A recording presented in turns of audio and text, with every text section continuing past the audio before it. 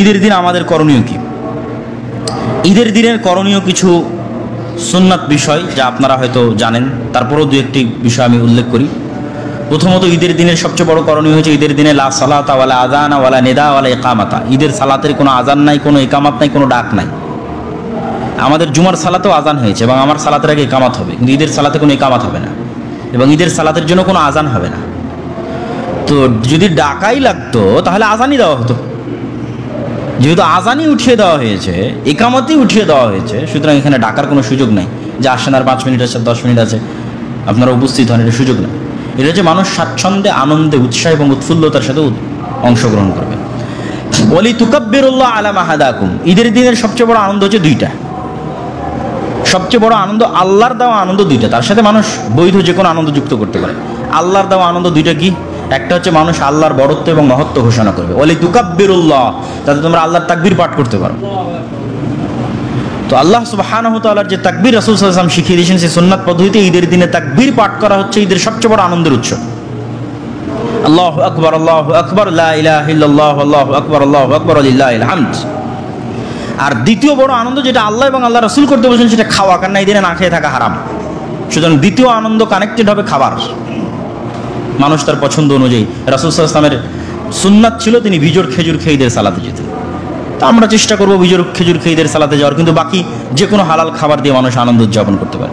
তার সাথে আর যে কোনো হালাল উপায়ে মানুষ ঈদের দিনে আনন্দকে কানেক্টেড করতে পারে, কিন্তু এই দিনে হারাম কোনো কিছুর মাধ্যমে আনন্দ করা, এটা আসলে এই দিনকে অপমান করা।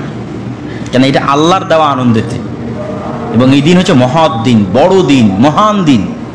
তাহলে আল্লাহর দেওয়া একটা বড়, মহৎ এবং মহান দিনে আপনি আল্লাহরই বিধানকে লঙ্ঘন করছেন, তাহলে এটা একই সাথে দুইটা গুনাহ হচ্ছে। একটা তো যে হারাম কাজটা করছেন সেটার গুনাহ, আর একটা হচ্ছে এটা বড় মহান দিনের পবিত্রতাকে লঙ্ঘন করার গুনাহ।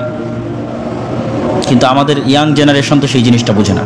তাদের কাছে ঈদের আনন্দ মানে গান বাজনা, বেহায়াপনা, বেলিল্লাপনা, বেপর্দা। তো এইটা দাওয়াত আমাদেরকে তাদের কাছে পৌঁছে দিতে হবে। ঈদের দিনের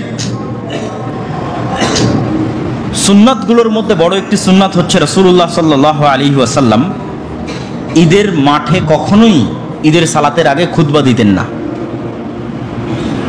আবু সাইদ খুদরি রাদিয়াল্লাহু তাআলা আনহু এটা নিয়ে এক সাহাবীর সাথে মতভেদ হয়েছিল।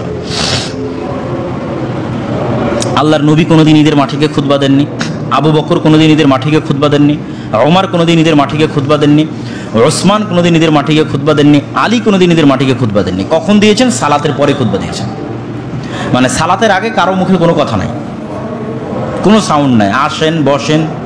কিন্তু আমাদের গ্রামগঞ্জে সব জায়গায় দেখবেন যে ঈদের মাঠে ঈদের সালাতের আগে কে চেয়ারম্যান, কে মেম্বার, কে অমুক দলের নেতা, কে অমুক দলের সভাপতি, সেক্রেটারি, সব ডাকাত, চোর, বাটপার, লুটেরারা এসে মাইক ধরে 5 মিনিট 10 মিনিট করে কথা বলবে।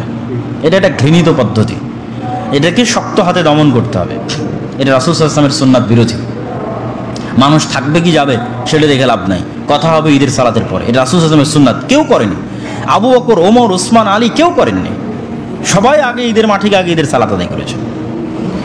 ঈদের সালাতের সময়ের ক্ষেত্রে রাসূলুল্লাহ সাল্লাল্লাহু আলাইহি ওয়াসাল্লাম ঈদুল আজহা করতেন দ্রুত, আর ঈদুল ফিতর করতেন একটু দেরিতে। দুইটার পিছনে